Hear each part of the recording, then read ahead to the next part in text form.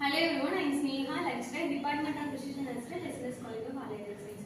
Today we are going to see about case study on tuberculosis. Okay, tuberculosis study case study தான் பார்க்க போறோம். இன்னைக்கு ஒரு 65 years old female and known case of tuberculosis. அது எப்படி நம்ம டயக்னோஸ் பண்றோம், இந்த மாதிரியான examination as a physician assistant நீங்க எப்படி சிஸ்டமிக் எக்ஸாமினேஷன் பண்ணுவீங்க, என்னென்ன சிஸ்டம்ஸ் எல்லாம் செக் பண்ணுவீங்க, எப்படி இன்வெஸ்டிகேட் பண்ணி கண்டிப்பா டயக்னோஸ் பண்ணுவீங்க. அது ஓவராலா கேஸ் ஸ்டடியா பார்க்கலாம். ஃபர்ஸ்ட் வந்து இனிஷியலா எப்பவுமே கேஸ் ஸ்டடி பிரசன்டேஷன் கொடுக்கும்போது அந்த பேஷண்டோட சப்ஜெக்டிவ் டேட்டானா என்ன, பேஷண்டோட நேம், ஏஜ், அட்ரஸ், அவங்களோட மொபைல் நம்பர், இந்த டீடைல்ஸ் எல்லாமே சப்ஜெக்டிவ் டேட்டால வந்து நம்ம கேட்போம். ரெண்டாவது பேஷண்ட் என்ன சொல்றாங்க, அவங்க சைடுல இருந்து பிரசன்டிங் கம்ப்ளைண்ட் என்ன, ஹிஸ்டரி ஆஃப் பிரசன்ட் இல்னஸ் எவ்வளவு நாளா இருக்கு அப்படின்னு சொல்லிட்டு இந்த ஹிஸ்டரிஸ் எல்லாமே நம்ம கேட்போம். இந்த பேஷண்டோட பர்சனல் டீடைல்ஸ் எல்லாமே நம்ம கோ த்ரூ பண்ணிட்டு நெக்ஸ்ட் வந்து சீஃப் கம்ப்ளைண்ட்ஸ், பேஷண்டோட சீஃப் கம்ப்ளைண்ட் என்ன, இந்த பேஷண்டோட சீஃப் கம்ப்ளைண்ட் என்னன்னா பேஷண்ட்டுக்கு வந்து பர்சிஸ்டன்ட் காஃப், அதாவது கண்டினியூஸா காஃப் இருந்துட்டே இருக்கு, எவ்வளோனா 7 days இருக்கு, பிளஸ் வந்து ஃபீவர் இருக்கு. ஃபீவர் பாத்தீங்கன்னா ஹை கிரேட் இன்டர்மிட்டன்ட் டைப், அதாவது விட்டு விட்டு காய்ச்சல் வருது. நெக்ஸ்ட் பாத்தீங்கன்னா காஃப் பண்ணும்போது காஃப் வித் எக்ஸ்பெக்டேஷன், அதாவது ஸ்பூட்டம் வந்து காஃப் பண்ணும்போது எக்ஸ்கிரீட் ஆகுது. ரெண்டாவது பேஷண்ட்டுக்கு வந்து இந்த லாஸ்ட் 6 monthsல வெயிட் லாஸ் இருக்கு. ஓகேங்களா, இது எல்லாமே பேஷண்டோட பிரசன்டிங் கம்ப்ளைண்ட்ஸ். நெக்ஸ்ட் வந்து ஹிஸ்டரி ஆஃப் பிரசன்ட் இல்னஸ் பாத்தீங்கன்னா அவங்களோட சீஃப் கம்ப்ளைண்ட்னா ஃபீவரும் காஃபும் தான். ஸோ அது எந்த டியூரேஷன்ல இருக்கு அப்படின்னா 7 days, அதாவது லாஸ்ட் 1 week அந்த பேஷண்ட்டுக்கு வந்து இந்த பிரசன்டிங் இல்னஸ் இருக்கு. அதுக்கப்புறம் வந்து பாஸ்ட் ஹிஸ்டரி, பேஷண்டோட பாஸ்ட் ஹிஸ்டரி எல்லாமே கேட்போம். அதுல ஃபர்ஸ்ட் வந்து past medical history. Past medical ஹிஸ்டரியில இந்த பேஷண்ட்டுக்கு வந்து நில் சிக்னிஃபிகன்ஸ், இதுக்கு முன்னாடி எந்த ஒரு கம்ப்ளைண்ட்டுமே கிடையாது. பாஸ்ட் சர்ஜிக்கல் ஹிஸ்டரியிலும் பார்த்தீங்கன்னா எந்த ஒரு சர்ஜரியுமே பேஷண்ட் வந்து பண்ணல, அதுவும் நில் சிக்னிஃபிகன்ஸ் தான். பாஸ்ட் மெடிக்கல் ஹிஸ்டரியில பேஷண்ட்க்கு எந்த ஒரு கோமார்பிடிஸும் கிடையாது.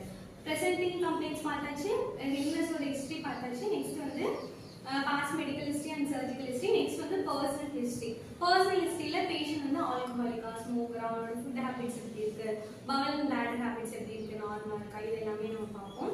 இந்த பேஷண்ட் வந்து ஆல்கஹாலிக்கா, ஸ்மோக்கரா இந்த ஹிஸ்டரி எல்லாம் கேட்டதுக்கு அப்புறம் பேஷண்ட் வந்து நான் ஆல்கஹாலிக், நாட் அ ஸ்மோக்கர். ஓகேங்களா, ஏன்னா வந்து ஸ்மோக்கிங்கும் வந்து லங் ரிலேட்டடான ஏதாவது டிசீஸ்க்கு வந்து காசா இருக்கலாம். ஸோ அந்த மாதிரியான எந்த ஒரு ரீசன்ஸுமே கிடையாது.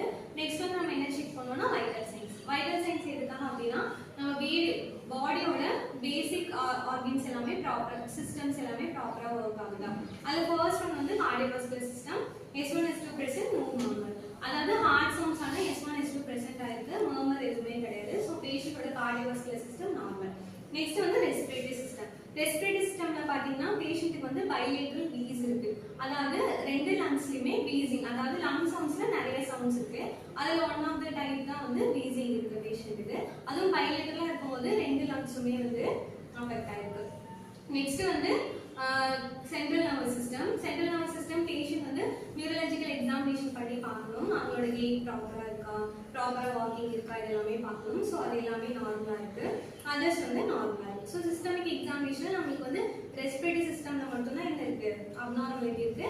ஸோ அதை வச்சு நம்ம ஃபர்தரா இன்வெஸ்டிகேட் பண்ணுவோம். பேஷண்ட்டுக்கு வந்து ஃபீவர் இருக்கிறதுனாலையும் காஃப் இருக்கிறதுனாலையும் சிஸ்டமிக் எக்ஸாமினேஷன்ல ரெஸ்பிரேட்டரி சிஸ்டம்ல பைலேட்டரல் வீஸ் இருக்கிறதுனால பேஷண்ட்டுக்கு வந்து நெக்ஸ்ட் நம்ம இன்வெஸ்டிகேஷன் சஜஸ்ட் பண்ணும்போது எக்ஸ்ரே செஸ்ட் வந்து நம்ம சஜஸ்ட் பண்றோம். ஏன்னா பேஷண்ட்டுக்கு லங் ரிலேட்டடான கண்டிஷன்ஸ் இருக்குன்னு சொல்லிட்டு நம்ம வந்து சஸ்பெக்ட் பண்றோம். ஸோ வந்து X-ray chest, complete blood count, blood டெஸ்ட்ல ஏதாவது அப்நார்மாலிட்டிஸ் இருக்கா, இன்ஃபெக்ஷன் ஏதாவது பாடியில் இருக்கான்னு சொல்லிட்டு நம்ம கொடுத்துருக்கோம். ஸோ அதோட ரிப்போர்ட் பார்த்தீங்கன்னா செஸ்ட் எக்ஸ்ரேல வந்து அப்நார்மாலிட்டி இருக்க மாதிரி இருக்கு, நம்ம கம்ப்ளீட் ஏதாவது டயக்னோஸ் பண்ண முடியாது, கன்ஃபார்ம் பண்ண முடியாதுன்றதுனால பேஷண்ட்டுக்கு வந்து சிடி செஸ்ட் வந்து சஜஸ்ட் பண்ணியிருக்கோம் பேஷண்ட்டுக்கு. ரெண்டாவது பேஷண்டோட சிம்டம்ஸ் எல்லாமே டியூபர்குலோசிஸோட சிமிலரா இருக்கிறதுனால பேஷண்ட் வந்து ஸ்பூட்டம் இருக்கு, அதாவது ஸ்பூட்டம் ஆசிட் வாஸ் பேசியல், அதாவது எம்டி ஸ்டொமக்ல வந்து வரக்கூடிய ஸ்பூட்டம் வந்து பேஷண்ட் வந்து டெஸ்ட்டுக்கு அனுப்பி அதுல வந்து இந்த மைக்கோபாக்டீரியம் டியூபர்குலே பிரசன்ட் ஆயிருக்கா அப்படின்னு சொல்லிட்டு பார்ப்பாங்க. அதுக்கான எப்படி இருக்கான்னு சொல்லிட்டு லேப்ல டயக்னோஸ்டிக் டெஸ்ட் பண்ணி பார்ப்பாங்க.